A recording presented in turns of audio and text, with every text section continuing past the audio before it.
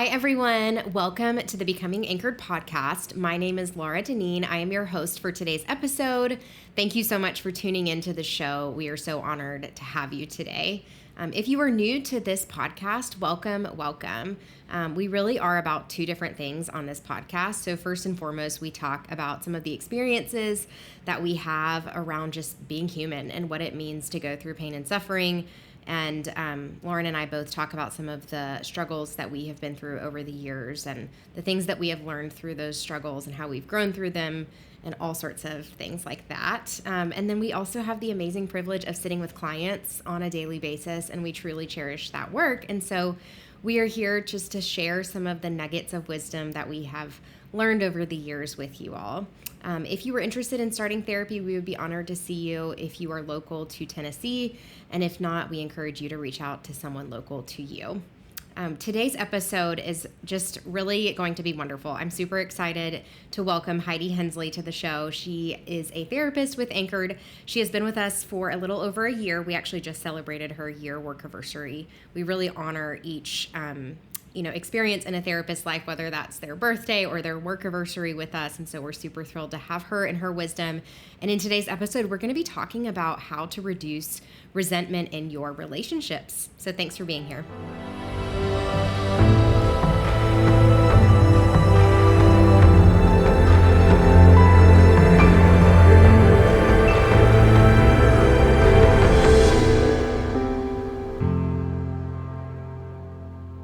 Welcome, Heidi, to the Becoming Anchored podcast. I'm so thrilled to have you today. Thank you so much for having me. I'm very excited to be here. Yeah, I have gently encouraged, challenged, asked Heidi to be on this podcast multiple times now, and I'm just so glad that it's worked out. You are just so humble, and you also have so much knowledge to share with the world, and so I couldn't be more grateful for your time today on this rainy Friday. That's so kind. Thank you so much. I'm happy. Yeah, your skill set and who you are as a human being, I mean, gosh, I just am so thrilled for our listeners to learn from you today and to get to know you today.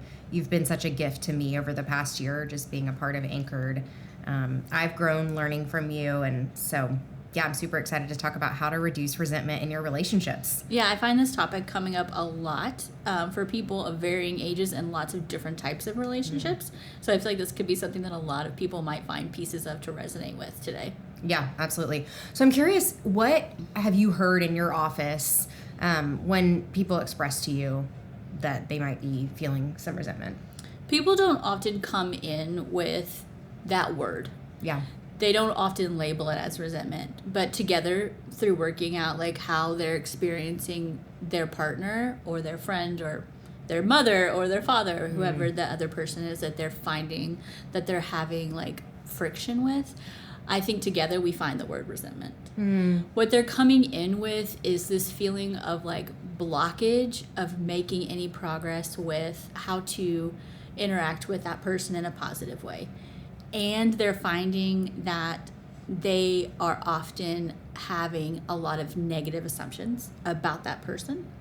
And they feel as though they have no control over this interaction style that they're in with this person.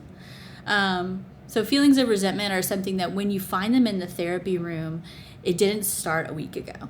So resentment builds over like such a long time in relationships that it can be a very sticky situation to try and undo yourself. It's very helpful to have a therapist to work through these things with. But I do find it coming up in relationships that have this like long-term relationship like a parent or like a husband or wife. Yeah, that's really beautiful insight. And yeah, I mean, I love what you shared that clients are not necessarily coming in with this verbiage of resentment. I think that's one of the gifts of therapy is it helps us identify what we are feeling and put language to our experiences, whether that's our internal experiences or our relational experiences. So I just want to normalize that for you all listening today, right? If you, maybe have thought about going to therapy or if this feels true for your experience in therapy, most of the time, if we're newer to the therapeutic process, we're not just going to like come to our therapist and be like, you know what, therapist, I've been feeling a lot of resentment, right? Like that's something that we're maybe going to build insight and awareness around as a part of the therapeutic process. Yeah. And I think that's the beautiful part about therapy too, is like coming in, working together with your therapist, collaborating on them understanding your experience, and then coming up with verbiage that feels good to you. And then using that to understand your own experience and then gain some insight into how you can look at it differently. How can we reframe what's going on with this experience now that I better understand and have words to use around it? Absolutely. Yeah. So a client comes in, they're telling you about a relationship with somebody that they care about, right? Whether it's a loved one, friend, colleague, what have you. Where do you start? I get really curious with them about specific examples that they can tell me about recent interactions. I try to find patterns of these interactions. How do they often end? How do they often start? What is your feeling or thoughts around what happened in that interaction? And in those things, I think we can empower people to start thinking about how they are showing up in this relationship. Because often when we're frustrated or when we're angry with someone, we are so easy to tell you how they show up. And so having someone to guide you through looking at it as like you're two people showing up. How are you showing up, and what is it that you're continuing to do that might be part of this distress? So I get curious about, like, can you tell me a story about the last time you had a fight? Can you tell me a story about what it's like when you come home from school with the kids and everyone's trying to, like, get settled? Like, a normal, pretty typical pattern of their interaction. It's a good point. Yeah, that most people will report, like, oh, so-and-so does this, but I think sometimes it can be quite difficult for us as humans, and I think this is across the board, to be like, and this is my part in the conflict. So I love that you highlighted that. That's so normal to have difficulty naming some of our responsibility. Well, what you'll find too is that the people that I'm often talking to, they might not be the external outward aggressor in the arguments, but we can find patterns of ways that they withdraw or avoid or stonewall. And so those things they are very passive. They look very passive, but identifying them as patterns and interaction styles, I think, can be empowering for some people to see how they are perpetuating this pattern that keeps going, because it takes two people to create this pattern. One person can't do it by themselves. So even though the people that I have to talk to are the more passive interactors, being able to show them how they continue to show up, I think, can be empowering. And then that cultivates, I think, hope for where the change process can occur. Yeah, I mean, if we're talking about it, then the people that we're talking with often want change. Right. And they feel very stuck. And so being able to show them that there's an opportunity for showing up differently and talking about what might be hard about showing up differently. In a relationship that theoretically goes back their entire life or is a marriage of 30 years. I mean, that's something worth, I think, having space in the room to talk about, is like, why is it hard to show up differently? What about this scares me? Or whatever the verbiage they might use is. Yeah, absolutely. And if you think about resentment, like, I mean, I think a lot of people might say resentment is an emotion. I really tend to conceptualize this through the lens of, like, hurt, right? Like, resentment is built up hurt over time. And so I think that also invites in compassion for our clients, maybe if they feel frustrated with themselves that they are resentful in the first place, of like, yeah, it makes sense that you've been hurt over the years, or perhaps you've hurt your loved one over the years, right? That two-way street that you're talking about. And how can we tend to this hurt in ways that are healthy so that you can, like you said, show up differently in this relationship moving forward? Yeah. And I love the idea of patterns, right? Because as humans, we can tend to get stuck in content a lot. So in the therapeutic process, one thing that they train us in grad school is this idea of process over content, right? So content is more of that detail specific, like, on this day and time, this thing happened with my loved one and they said this and da-da-da-da, versus noticing the patterns that are there for both you and your loved one. So if we're going back to the title of this episode, right, like how to reduce resentment in our relationship, I love this perspective that Heidi's bringing today. We first have to acknowledge and raise awareness around the patterns of behavior, of response styles for both ourselves and our loved one. That's like number one, right? Yeah, I totally agree. Yeah. So after we've raised this awareness, and ideally this would be happening with a therapist if that's not accessible to you, I would encourage you maybe just to get curious about that, right? What do you do when you feel pain in your relationships with other people? How do you respond to yourself? How do you respond to them? And we have to do this with an abundance of compassion, like you talked about, because we can start to notice our patterns, and then we can start to like criticize ourselves more or even like shame ourselves more for our response style. And that really gets in the way of us like figuring out what we need to do in order to change. Yeah. And right. Side note of that is something I see a lot, is people that struggle with their own self-compassion. If that is a pattern of their own struggle with their relationship with themselves, those are people that often find themselves in this pattern of having resentment towards a spouse. And it's kind of, nuanced, but really the whole pattern involves like them having a struggle to validate their emotions, and therefore struggling to set boundaries, struggling to speak up when they have been hurt. So lack of self-compassion can lead to all those things. And then that can lead to not communicating well with your partner, which can lead to resentment. Right. Because your needs aren't being met because you have a hard time identifying them and then speaking up for them. Yeah. Yeah. So you like just named points number 2, 3, 4, and 5, right? I love it so much. I love it. But I think, okay, so raising awareness around patterns, and then number 2, right? Cultivating compassion for both ourselves and our loved ones once we acknowledge that resentment is present in the relationship. Yeah. I think a good way to find compassion in a resentment situation is to be aware of how you automatically think. I come home from work and my husband is sitting down on the couch reading a book, and I notice the dishes aren't done.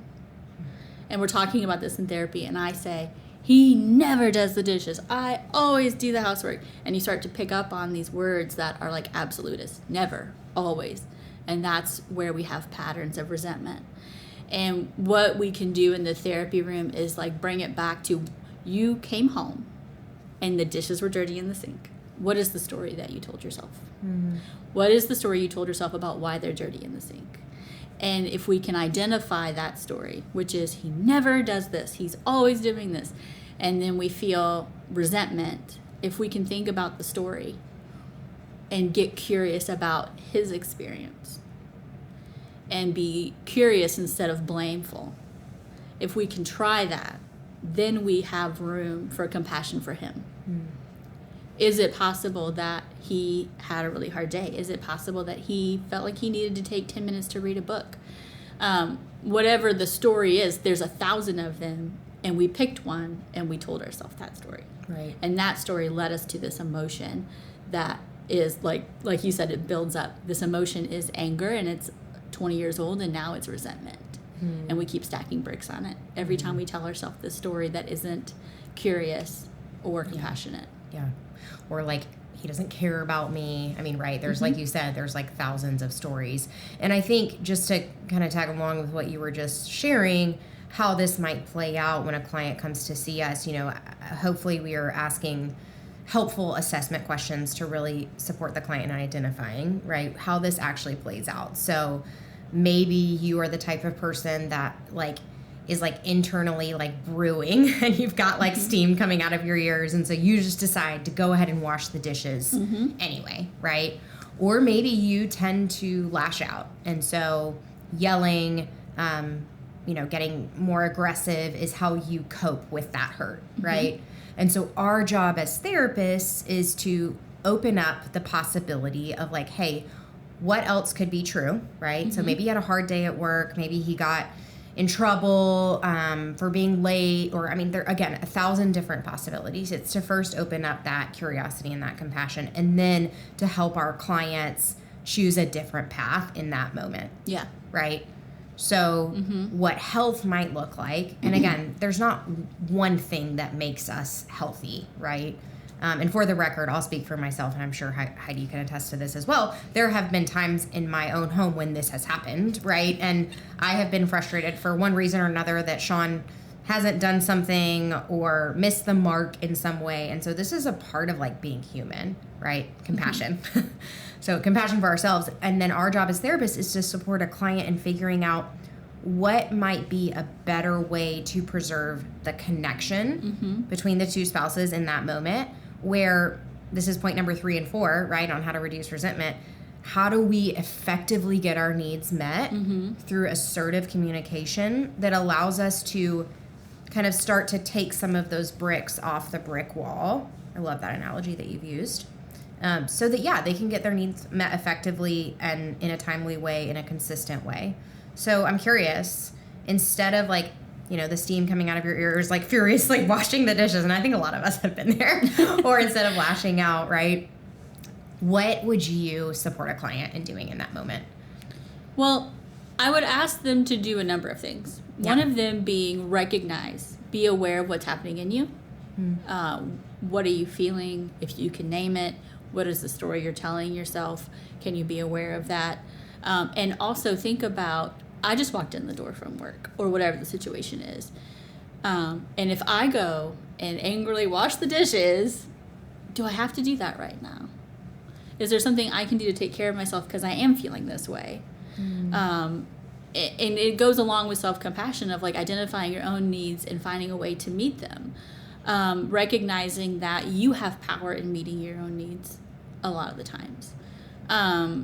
So I think being aware, taking a time out, doing what you need to do, and recognizing that the problem, the dishes problem, whatever the problem is, it won't matter in 24 hours. It won't matter in a month. It won't matter in a year. But what will matter is your connection, like you said.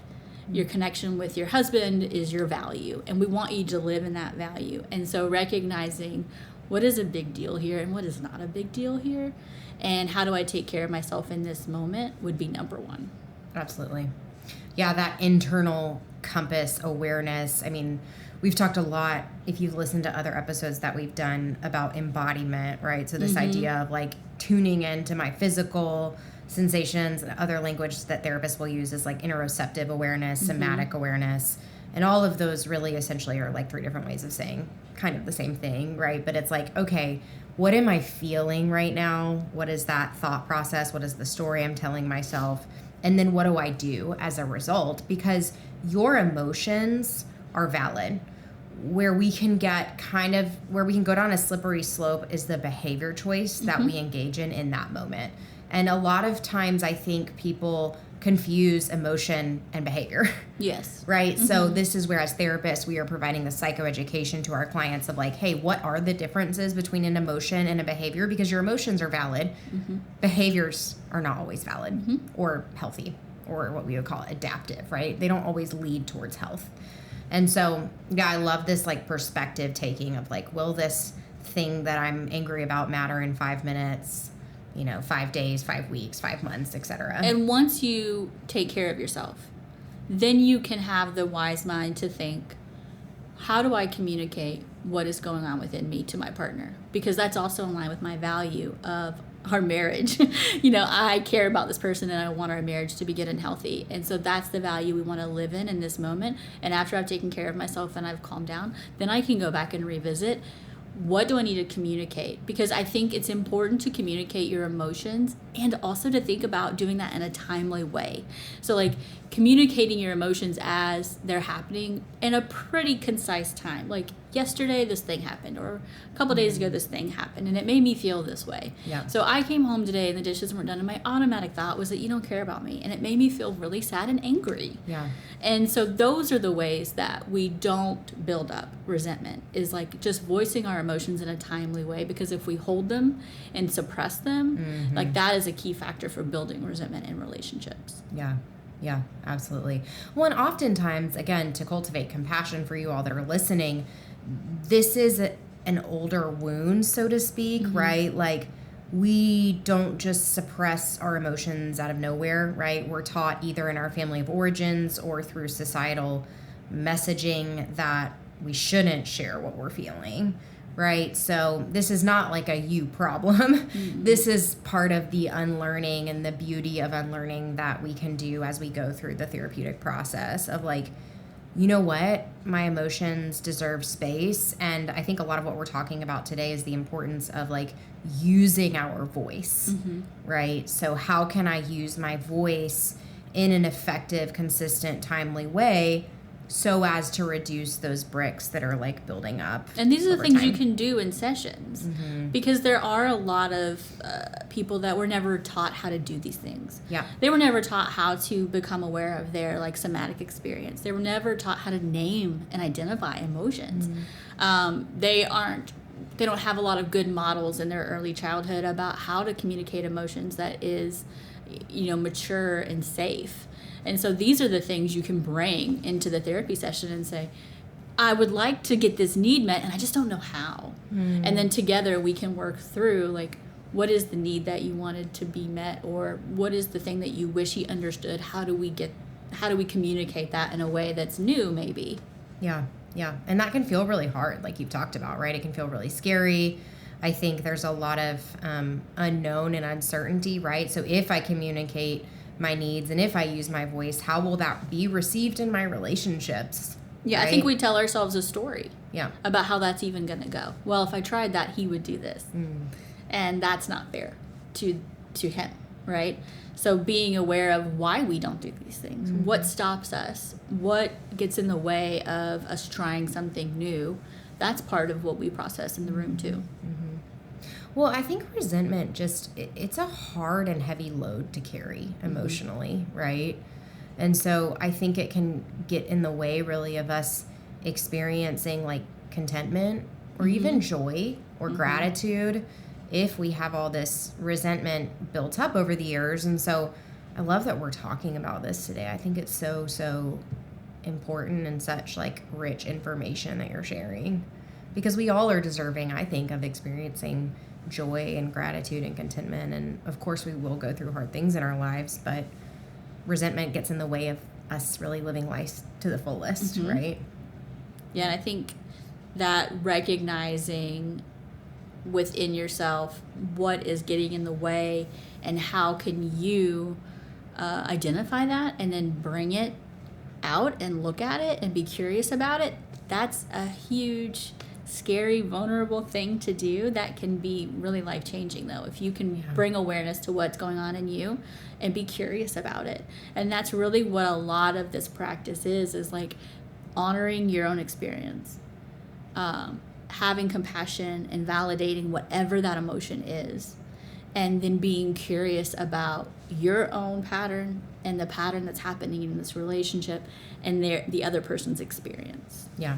And I think we could argue today, again, resentment, one way to conceptualize it or think about it is this idea of like unspoken needs.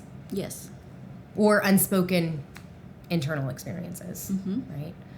I want to circle back. You mentioned one intervention that we'll use with clients, Wise Mind. Yes. So for those of you that are not familiar with Wise Mind, Heidi, I'd love for you to share what Wise Mind is and how it might be helpful in reducing resentment. So it's a DBT topic. It's very integral to a lot of what dialectical behavioral therapy is, but it's useful for life. It's useful for all kinds of things. So I often take it out of DBT and just use it. But Wise Mind is this idea that we have different strengths in how our mind operates around emotions and thought. And so there's this part of our brain that's like really logical and can make decisions based on facts and not at all emotions. And so I often think about it, I don't know if this is how anybody else thinks about it, but I often think about like buying a car. So if you're buying a car, there's a part of you that's going to probably take into account like how much it costs, how old is it, if it's a used car, how many miles are on it, all these kinds of numbers and logics that you could put on a spreadsheet and you could think, this is how I'm going to make this decision. There's another part of our brain that is called the emotion mind. I feel like emotion mind gets a bad rap because emotion mind is where you're really in your feels and you're not thinking about logic, you're not thinking about numbers. And emotion mind, for me, I think of being at a wedding. Like you don't know what time it is. You're just having the best time ever. You're, in love with love and just high on that. Or being at a concert. Being at a concert to me is very much emotion mind. It's the same as what I just described. Like, you don't know what time it is. You don't care. And so we have these two separate experiences. And I think as individuals, we often lean towards one or the other being our go-to. When we're buying a car, we want to take both of those and put them together. So we want to think like, do I like the color of the car? Do I think it's cute?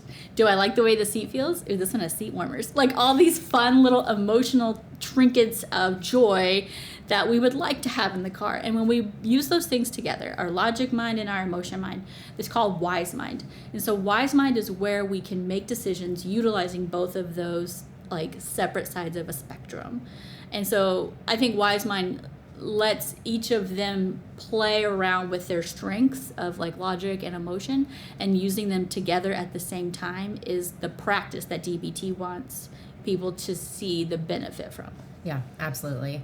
And a quick way to remember that Heidi just explained so beautifully is, if I know this, so that's logic mind, right? And I feel this, then I do this. That's the behavior, right? And once we can slow that process down and really become aware of all the moving pieces that go into us becoming resentful that our husband has not done the dishes, then that allows for us to have the different options, right, moving forward, and that behavior piece that we've talked about today.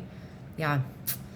Any last thoughts around reducing resentment in your relationships? I guess just remembering that to continue to have a relationship that is built on empathy, we need to continue to practice curiosity with each other, and recognizing how much curiosity can create empathy for another person. Yeah, I had a professor in grad school that just talked about the importance of like listening to understand versus listening to respond.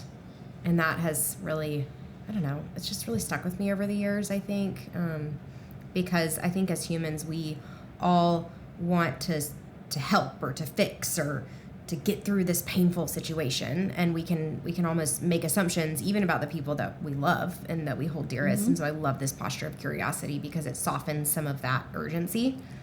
I think that a lot of us experience. So yeah, love that thought.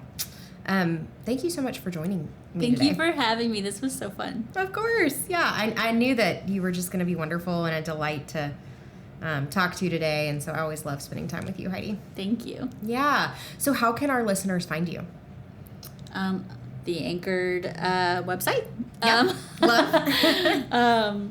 My bio's on there, and you can click the little button that says I want to see Heidi. I love it. And then any closing thoughts as far as like homework for our listeners or an affirmation that you'd like to leave our listeners with? I think homework would be just trying to spend time in reflection of awareness of ourselves. How do I feel when I'm with certain people, and how am I practicing self-compassion today? Is there a part of me that has a need that I'm ignoring? Just being curious with yourself. I think spending time in awareness of how you're feeling around other people. I'm not sure of a good affirmation for resentment. I mean, I think, what we were talking about, I love the awareness. I think just even like my needs deserve attunement can be maybe something that just feels important to leave you all with today. I like that. Yeah. Well, thank you all so much for being here for the Becoming Anchored podcast. We will see you next time. Take good care. Bye.